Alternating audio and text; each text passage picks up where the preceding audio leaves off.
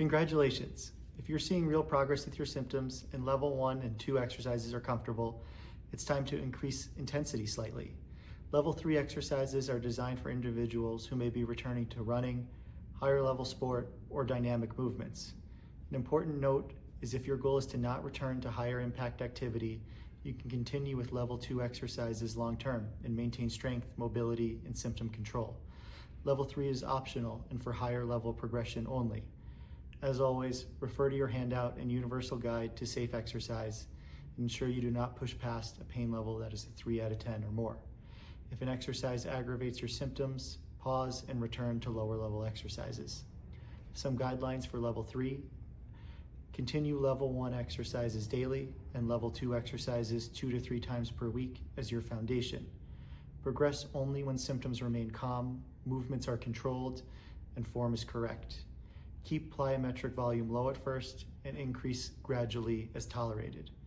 Use this stage to bridge rehabilitation to sport-specific activity, building power, stability, and confidence. So let's talk about a sciatic nerve tensioner.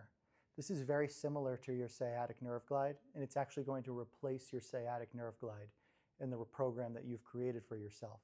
So I'm going to lay down on the table here. I'm going to get into that same position.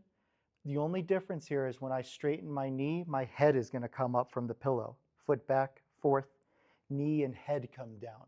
So I straighten my knee as my head comes up, foot back, forth, knee and head come down. This exercise, by lifting our head, it just tensions our sciatic nerve a little bit more and exercises it a little bit stronger. So you can repeat it at the same dosage that you've already been doing your sciatic nerve glide with.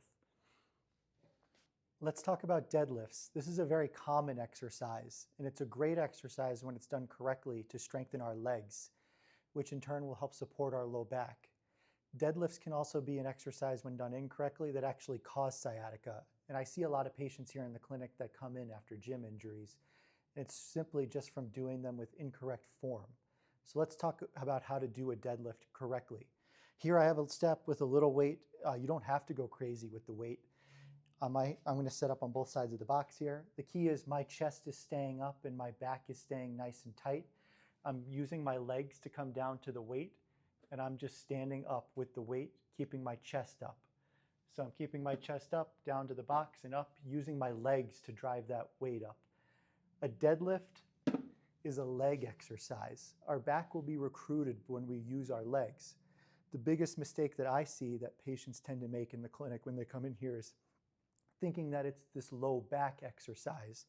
And they come to the weight and they don't use their legs at all, and then they pull up like this. You don't want to do that. The muscles in our low back are small. They're not meant to bear tons of weight. That's how patients tend to end up with bulging or herniated discs from a deadlift lifting injury. So form again, chest up the whole time, coming down to the weight, using my legs to come up and back down. You're going to repeat 2 sets of 10, 2 to 3 days a week in the program that you're creating here. So we're going to go over 2 new core exercises that are just progressions of the pelvic tilt exercises that you've learned earlier in the program. These are great exercises that you can do at home to turn on your core to prevent your sciatica from coming back. The first exercise is called a Deadbug. So I'm going to lay flat on my back. My arms are going to come up, my knees are going to come up. The key here is I'm pelvic tilting, so I'm pushing my low back to the table, and then my arms are coming back as my knees come out. The key here is maintaining that pelvic tilt throughout the exercise. Each one is 1, and I recommend doing 2 sets of 10. You can do that 2 to 3 days a week in the program that you're creating here. The second exercise is called the Flutter kick. It's a similar exercise that we can use to dynamically engage our core. I'm going to lay on my back. My hands are kind of coming right underneath my hips here. I'm going to pelvic tilt, just like I've been doing all course. And then I'm going to just flutter my legs back and forth here. I usually recommend this one for time as opposed to reps. I recommend doing 30 seconds and doing 3 bouts of it. This is another great exercise that you can do at home. And I recommend doing it 2 to 3 days a week in the program that you're creating here. So let's talk about bounding. Bounding is a great plyometric exercise that we can use to start to bridge the gap to return to running, to return to sport. This is a great exercise for someone looking to return to those activities and someone who might be progressing quite well in the program that you've been doing at home. To bound, it's very simple. All you're going to do is start on one leg. You're going to jump to the side, controlled land, jump to the side, controlled land, jump to the side to controlled land. Each time down and back is 1. You're going to shoot for 2 sets of 10. As you get better and feel more confident, you can increase your jump distance and power. You're going to repeat this 2 to 3 times a day, or excuse me, 2 to 3 times a week in the program that you're creating here.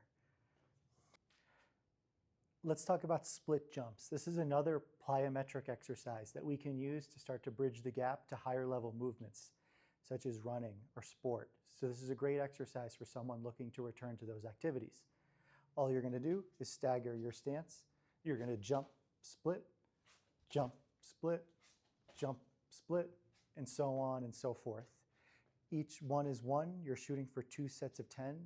You're going to incorporate this 2 to 3 times a week in the program that you're creating here.